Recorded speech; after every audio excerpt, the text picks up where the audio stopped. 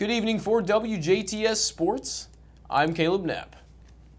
The St. Louis Cardinals are adding some starting pitching right before the deadline. The team acquired lefty Jose Quintana in a trade with the Pittsburgh Pirates last night.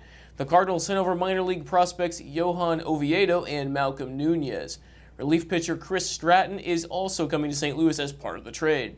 The 33-year-old Quintana is 3-5 with a 3.5 ERA and 89 strikeouts in just over 100 innings this season. The team is also reportedly ramping up their pursuit of Nationals outfielder Juan Soto before today's trade deadline.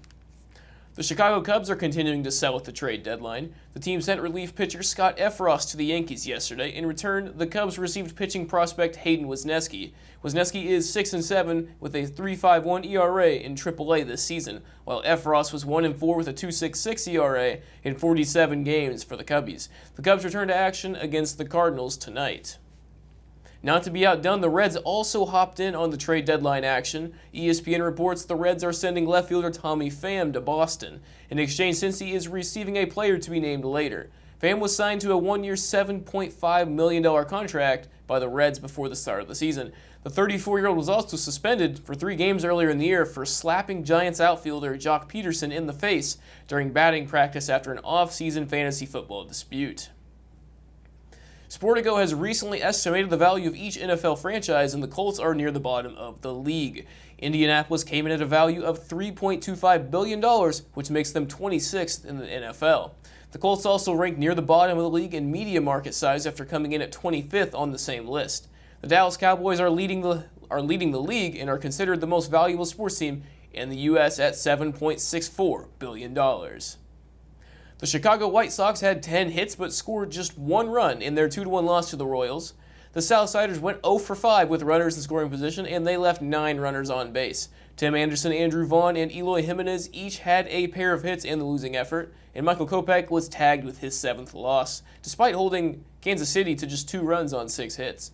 The White Sox remain in 3rd place in the AL Central at .500 with a 51-51 record, and they trail first-place Twins by 3 games. Lucas Giolito will take the mound for Chicago against the Royals tonight.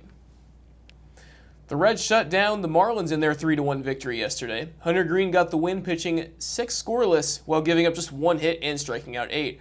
Albert Almora Jr. drove in 2 runs while Jonathan India also had an RBI. The team is on a 3-game win streak and will look to extend it tonight as the series continues down in Miami. The Cards and Cubbies will meet in the first of a 3-game set tonight. The Cardinals are just 1 game behind Philadelphia for the NL's final wildcard spot. Adam Wainwright gets the start for St. Louis, while the Cubs counter with Keegan Thompson.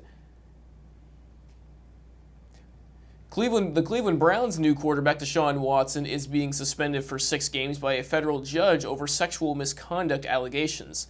NFL Network reports a U.S. district judge issued the ruling yesterday over violations of the league's personal conduct policy. The judge was appointed by the NFL and NFL Players Association as an independent arbiter in the case.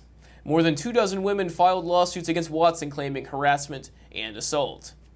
Stay tuned, we'll have more right after this.